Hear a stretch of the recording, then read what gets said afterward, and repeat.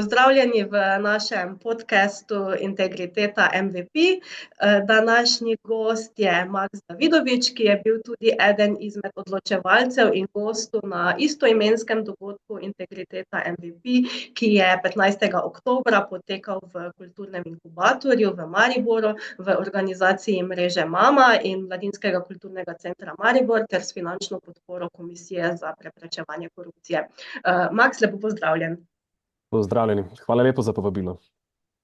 Pa če mogoče začnemo tako, kot začnemo vsak naš podcast Integriteta MVP.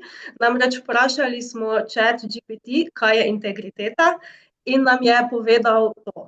Integriteta je zaupanje, ki temelji na doslednem ravnanju v skladu z etičnimi standardi. V praksi integriteta pomeni, da človek ne samo trdi, da je pošten, ampak da dejansko živi in deluje na ta način, ki to trditev potrjuje.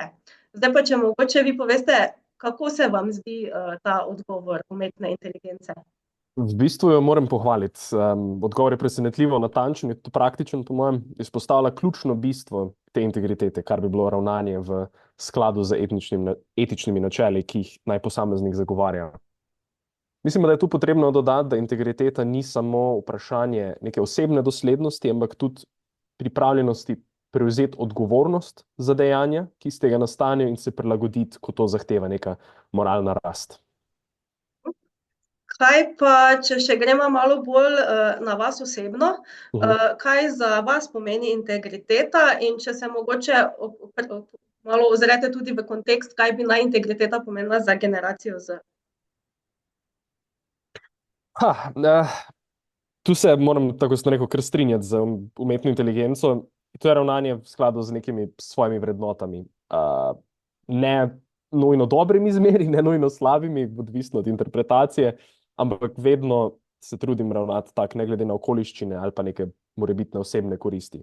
Kar je lahko težko danes, ko pač je ta nek napredek in osebno izboljšanje vedno v ospredju. Za generacijo Z pa integriteta je po mojem prepletena s potrebo po neki avtentičnosti, potrebi tudi po tem izkazu samega sebe, torej zvestobi. In to je posebej relevantno, ker smo v digitalni dobi, kjer so podobe in mnenja pogosto manipulirane. Zdaj, vi ste predstavnik mlajše generacije. Se vam zdi, da imate neke vzvode oziroma ideje, kako bi spodbudili večjo integriteto v vsakdanjem življenju med mladimi? Kjer vidim tu vlogo mladih, kako lahko prispevajo predvsem z zgledom, ker le zgledom lahko pokažejo, da so vrednote tudi zanje pomembne. Če svojimi dejanji spodbujajo transparentnost po spletu, na primer odgovorno ravnanje in podporo projektom, ki poudarjajo sodelovanje in etičnost, verjamem, da lahko s tem ustvarimo neko kulturo, kjer bo integriteta bolj cenjena. Tukaj bi dal za primer kako vključevanje v prostovoljske projekte, pa zagovarjanje resničnih informacij na spletu, ker so to tako relevantne teme. To bi bile konkretna načina za pozitiven vpliv, ampak na koncu že samo osebna aktivacija za izboljšanje družbe, mislim, da to lahko naredi zelo veliko. Zdaj, ko govorimo o navadah mladih, načinu izražanja, obnašanja, seveda ne moremo mimo družbenih omrežij, ki se mi zdi, da imajo kar velik vpliv na vsak dan mladih posameznikov. Pa me zanima, kakšne izzive mogoče vi opazite pri ohranjanju integritete v tej dobi družbenih omrežij, hitrih informacij? Digitalne omrežja so lahko krasno orodje za hitro dostopanje do informacij in za tudi hitro širjenje informacij. Mladi smo ne le največji porabnik digitalne vsebine, ampak tudi največji ustvarjalec. In ta anonimnost na spletu tudi olajšuje širjenje ne samo informacij, ampak tudi dezinformacij in pa neetičnih dejanj. Tu verjamem, da se mladi, tudi sam pač ves čas soočam s pritiski, da se prilagodiš tem nekim viralnim trendom oziroma ugajanju drugim prek spleta, ker ta anonimnost ni v vseh primerih absolutna. Na Instagramu imamo tudi osebne profile. To pa lahko vodi k odklonom do vrednot lastnih, če se že gremo ugajanje ostalim. Se vam zdi, da je mogoče v tem krogu družbenega omrežja lažje nekako pozabiti na to svojo integriteto, na svoja načela, in biti zvest sam sebi, kot je bilo mogoče predtem. Definitivno. In mislim, da je tu glavni, ne bom rekel krivec, ampak glavni faktor anonimnost, ki ima pozitivne in negativne plati kot vse. Ko smo bili še čisto fizični, torej ne digitalni, je vsako dejanje in vsaka beseda izražena v javnosti, kar danes družbeno mrežo so, bila lahko neposredno povezana z posameznikom, z moralnim karakterjem tega posameznika. Zdaj pa anonimnost omogoča izražanje brez strahu in pred stigmo, kar lahko spodbuja odkrito razpravo. Negativno pa lahko tudi v tem, da ker smo na spletu anonimni v veliko primerih, tam ni odgovornosti za dejanja in se da tudi širiti sovražni govor. Mislim, komentar pustiti pod lažnim profilom je nekaj najlažjega, če tako pogledamo. Zdaj smo se malo dotaknila tega negativnega vidika anonimnosti, je pa vsaj po mojem mnenju tudi pozitivno to, da mladi ste nekako dobili tudi glas s tem, neko platformo, kjer lahko izražate svoje mnenja, tudi če ste pripravljeni za njimi stati z imenom in priimkom, se pravi, da poveste, kaj si želite, kakšne spremembe, kaj pričakujete tudi nenazadnje od odločevalcev v samem vrhu države, je potem to nekako treba razumeti, da je treba odgovorno imati tudi družbeno omrežje in jih znati uporabljati. Če se najprej navežem na to, da nam je dalo platformo, absolutno. To je zaradi naše prisotnosti, ker smo najbolj številčni uporabniki socialnih omrežij, je to platforma, kjer ni le debate med mladimi, ampak tudi med mladimi in starejšimi, ko si odločevalci in te napravijo tudi lastne profile in se probajo vključiti. Je pa pač definitivno odgovornost to največje vprašanje. Dostop več ni taka dilema, ker je globalna. Digitalizacija je postala ta globalen fenomen, da je skoraj vsak lahko na spletu danes. Odgovorno ravnanje je pa potem pač, ker pride do vprašanja, kaj sploh naj bi bila odgovornost mladega na spletu. To je pa moje vprašanje za kakšne evropske odločevalce pa naprej. Ko se bo to zdefiniralo, potem bomo vedeli, kako naprej šele. Verjetno tudi s kako bolj specifično umestitvijo družbenih medijev, uporabe družbenih medijev v samo vzgojo, v samem procesu vzgoje, morda že od bolj zgodnjih let, kot se zdaj to verjetno dogaja v šolskem sistemu. Ja, to bo definitivno zanimivo. A se bo zgodil odmik od uporabe, torej ali se bo zgodila prepoved starostna? To ne vem, mislim, da sem nekje opazil, da se pripravljajo te neki zakoni, da bi se, ne bom trdil, v kateri državi točno, ampak da bi se do 16. leta prepovedalo uporabo socialnih omrežij. Po drugi strani gremo pa lahko v tem, da bo to postalo dostopno še mlajšim in še mlajšim osebam in se bo tudi preko tega, kar vidim mogoče kot pozitivno plat, ne samo neko ozaveščenost, ampak tudi dostop do ne le političnih, ampak tudi do socialnih informacij povečala. S tem opolnomočenjem mladih menite, da so mogoče vaša generacija in mlajše morda bolj tudi pripravljene zagovarjati svoje pravice, svojo integriteto v primerjavi mogoče z starejšimi, ali so se samo spremenili načini, kako to počnemo oziroma smo počeli? Zelo dobro vprašanje. Tu verjamem, da je vprašanje v posamezniku. Mislim, da kot vrsta iščemo pravičnost in pravice, pa avtentičnost, ampak mladim je pač preko tega medija, socialnega medija, spletnega medija, toliko lažje to zdaj izražati v toliko večjem številu. Se pa tu, po mojem zdi, da se tudi zaradi teh digitalnih pritiskov včasih rajši izognemo konfliktnim situacijam, tudi tako, da se pač zakrijemo za ta zid anonimnosti. Ampak odlični primeri pa akcij, kjer se pa da to narediti, so pa prek Mladinskega sveta Slovenije ali pa globalni protesti v gibanju, kot je Fridays for Future. To po mojem tudi kaže na mlade kot generacijo, ki je pripravljena stati za svojimi vrednotami.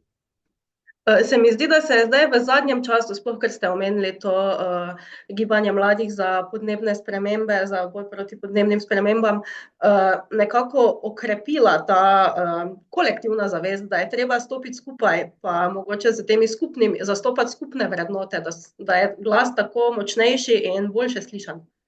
Ja, definitivno. Mislim, od vrtca nam je vsem jasno, da se v ekipi da več narediti kot posameznik. Zdaj pa, ko pa to naredi ekipa mladih, ki je tech savvy, pač, ki se zna na internetu obrniti, je pa pač ta učinek lahko eksponentno večji.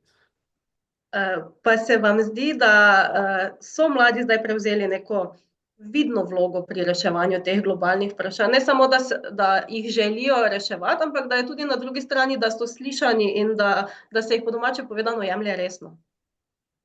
To, da se mlade jemlje resno, si ne bom upal trditi. V teoriji, v dialogu se sliši, kot da se nas. Zdaj pa implementacija, pa kjer je pol problem. Mislim, da v te boje za neko osveščanje, za opozarjanje smo že prenesli veliko strasti in predanosti. Realizacija bo pa kjer bo ostalo. Nekdo bo pa mogel tudi zagrabiti za kramp, pa iti pol neki podret ali pa zgraditi. Ne bo samo ta spletna praksa. Definitivno pa mislim, da smo se vse bolj in bolj angažirali. Kar je, če gledamo politične podmladke ali pa neke mladinske organizacije, to v preteklosti ni obstajalo. Danes so pa to eni od največjih vektorjev družbenih sprememb, tako da sem optimist. Tudi mladi v bistvu, ki mogoče se začnejo zelo hitro, tako kot vi, recimo, udejstvovati v takih organizacijah, v takih gibanjih, potem nekako pridobite izkušnje, ki zagotovo potem pridejo tudi prav, da ste tudi kasneje, ko ste mogoče na kakšnih bolj vidnih političnih vlogah, da imate izkušnje in da se zavedate tudi posledic svojih dejanj. Definitivno. En del, poleg tega, da se neki izkušnji vzpostavijo, se vzpostavijo tudi kontakti. Zdaj pa, kar se tiče posledic, pa seveda, mislim, vsako dejanje danes, ko smo toliko digitalizirani, se v sekundi razširi po spletu in je treba biti posebej pozoren. In mislim, da so izkušnje že na teh nižjih ravneh, kako ostati čist, kako si ne umazati rok preko tega, odlične. Mislim, da se je vsak že kdaj v življenju srečal v tej situaciji, da ali bi ravnal tako, kot je prav, ali bi po drugi strani morda ravnal tako, kot bi bilo najbolj koristno zanj v tistem trenutku. V tej dilemi verjetno pogosto prihaja do teh nasprotij. Kako se mogoče vi spopadate, ko pridete v tako situacijo, konfliktno s samim seboj? Ja, želim si, da bi rekel, da nikoli ne klonim. Da sem bil v čisto vsaki situaciji popolnoma brez kakršnih koli vplivov ali pa nekih skušnjav. Ampak trudim se dati prednost nekim dolgoročnim posledicam pred kratkoročnimi koristmi. Osebno se s tem pač spopadam tako, da se probam posvetovati z nekimi vrstniki, z mentorji in res pač probam razmisliti o vplivu svojih odločitev, ne samo nase, ampak tudi na skupnost, glede katere se odločam oziroma glede katere probam biti aktivn.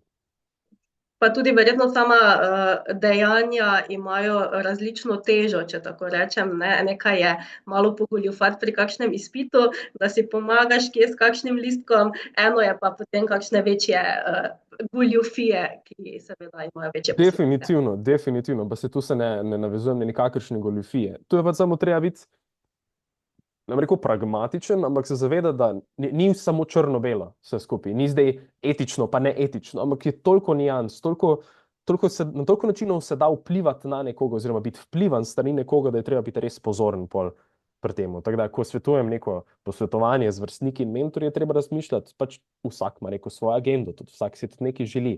Tako da na koncu je vprašanje etičnosti v zelo veliko situacijah končno odločitev na posamezniku in na tej osebni definiciji, kaj pa je v tem primeru etično, kaj je koristno.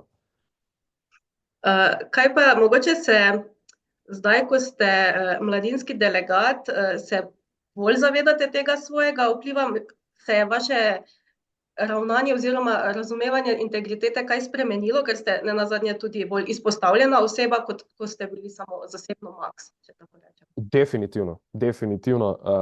Spoznavam v bistvu za vsakim dnem, za vsakim nekim projektom, ki ga probam napraviti, da moje odločitve ne vplivajo samo na moje delo, na mojo prihodnost, ampak tudi na to, kako bojo mladi dojemali svojo vlogo v družbi. Pač, če bom lahko neke pozitivne posledice pripeljal naprej, bojo tudi, upam, da mladi videli, da se naj aktivirajo, da naredijo kaj dobrega. Na integriteto pa gledam čisto drugače po vsem tem času. Mislim, preden človeka postaviš v neko situacijo, se težko zavedaš, kako se bo odzval. In mislim, da preden sem bil mladinski delegat oziroma že predtem v študentski politiki, nisem mogel vedeti, s čim se bom soočil in kako se bom lahko s tem spoprijel. Tako da zdaj, po vseh teh izkušnjah, lahko rečem, da imam čist drugačen pogled na to. Na pomen, koliko je to dejansko pomembno, da se ne gre za vsako stvar tehtati, kam imam pa jaz lahko od tega.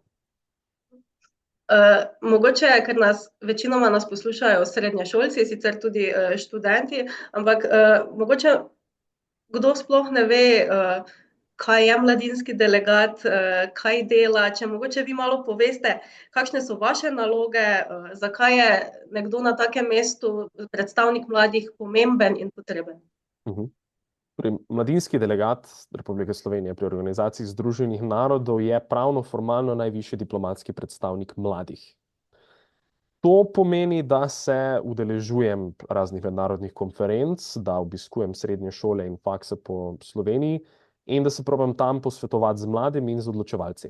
Probam biti ustnik za mlade po Sloveniji, predvsem pač po Sloveniji, ampak se tudi seveda aktiviram, če v neki drugi državi nek problem, pa me pozove tamkajšnji mladinski delegat k sodelovanju.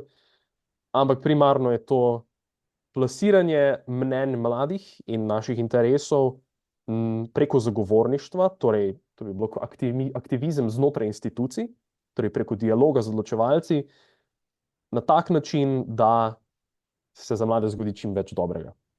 Torej, da se odpre na najbolj banalni ravni, da se razpiše še kak rok za izpite, da se mogoče zgradi kako stanovanje več, da se razmišlja spet o neplačanih, iz prehoda iz neplačanih pripravništev v plačane. Tak, to bi bilo moje delo.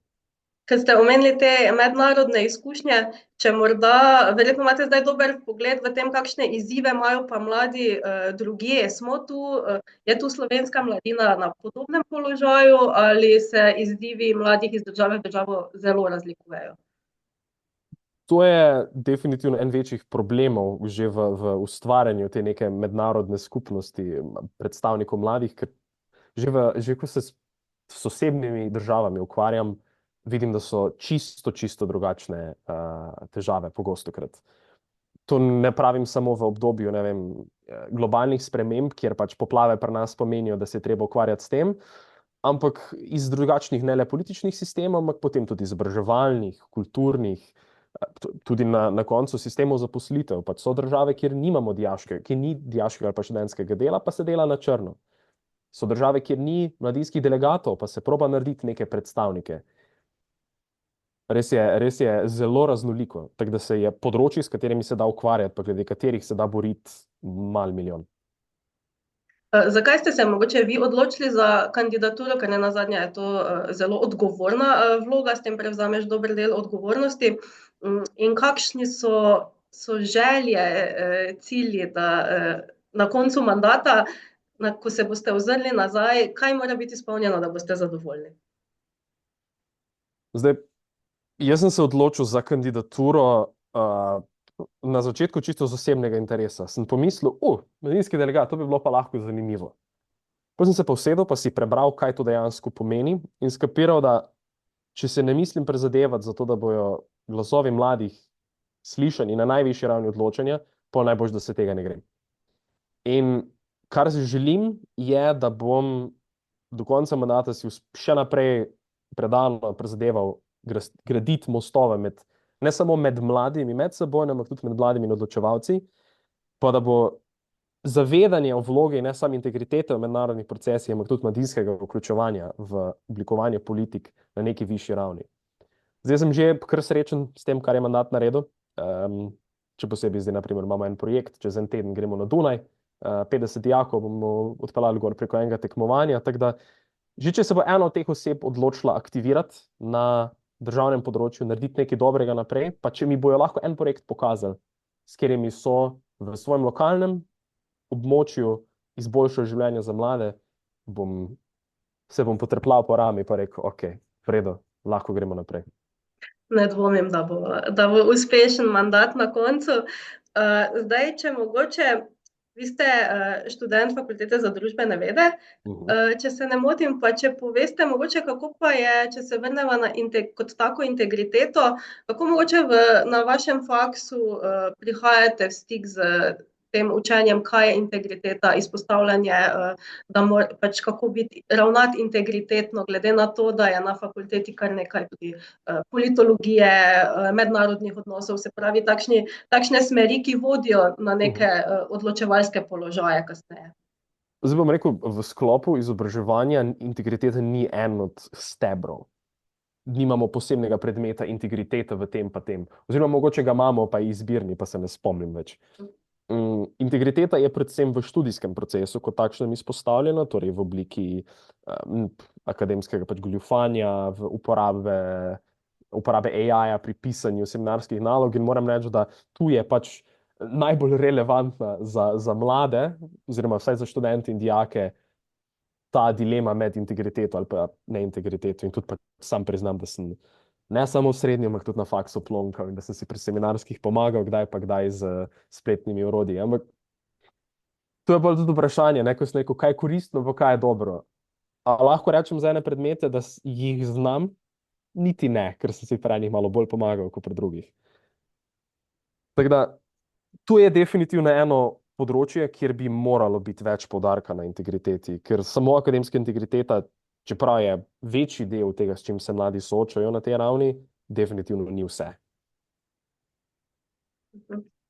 Tudi poznamo primere, ko je takšna zelo, ko so prišle na dan kakšne odstopanja od akademske integritete, kasneje z avtorstvom in soavtorstvi, ki niso bila takšna, kot so bila navedena.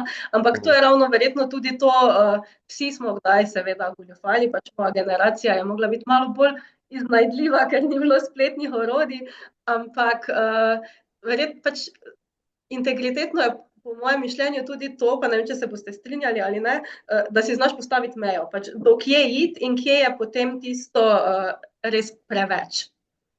Se definitivno strinjam. In to je na koncu, mislim, da tudi najbolj praktično, najbolj vsakdanje vprašanje integritete. Jaz sem tudi imel že na nogah listke gor ali pa si, ne vem, napisal kako vprašanje na dlan. Ampak tako kot rečeno, dokot? Cele magistrske ali pa diplomske ti ne more napisati ChatGPT. Je neizvedljivo, je pač bolno nekaj takšnega speljati. Ampak v vsakodnevnem življenju je pa spet ni črno-belo, nihče ne bo 100% integriteten, žal to ne vem, če je možno, ampak zavedati se pa, kaj pa je človek, kaj ga zanima oziroma kaj si tudi želi, za čem stoji, to je pa pol to, s čim pač mora se odločiti tudi na vsakodnevni ravni. Tako da jaz mislim, da je najbolj dragoceno za mladega, za mlado osebo, pač pa mlada je, če gledamo definicijo Združenih narodov od 16 do 30 ali 16 do 28. Najbolj pomembno je, da si mlada oseba definira, kdo je, kaj je, pa za čem stoji in pol na tem gradi lastno delovanje. In da se mogoče tudi, da je pripravljena kdaj žrtvovati to osebno korist v imenu večje integritete, ne, da na tem gradi svojo osebnost. Absolutno. Kaj bi pa mogoče vi svetovali mladim, ki se želijo ukvarjati z politiko, ki si želijo biti na vodstvenem položaju, kako naj se tega lotijo, na kaj naj bodo pozorni, mogoče je kakšen nasvet za naše poslušalce? Moj prvi nasvet bi bil: začnite čim prej. Spoznavajte se najprej v svojem lokalnem obdobju, potem na regionalnem, potem na državnem, z dogodki, z ljudmi, z akterji, ki so aktivni na tem področju. Sodelujte z drugimi, pa nikoli ne podcenjujte pomena nekih malih korakov. Biti vodja je proces učenja, je proces rasti in predvsem odgovornosti. Odgovornosti za svoje dejanja in za odločitve in ideje, ki stojijo za temi dejanji.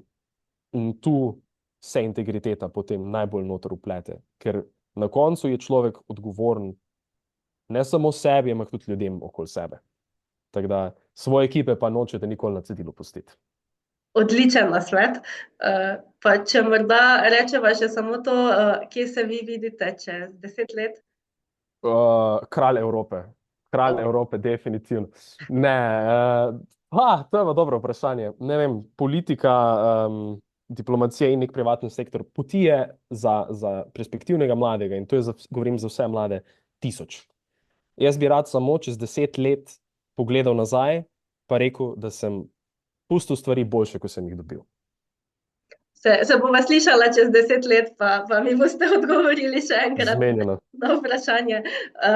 Naš podcast zaključimo z enimi takimi 5 kratkimi vprašanji, ki so malo bolj osebne narave, da dobimo malo pogled tudi v kdo je Maks, čist na kratko.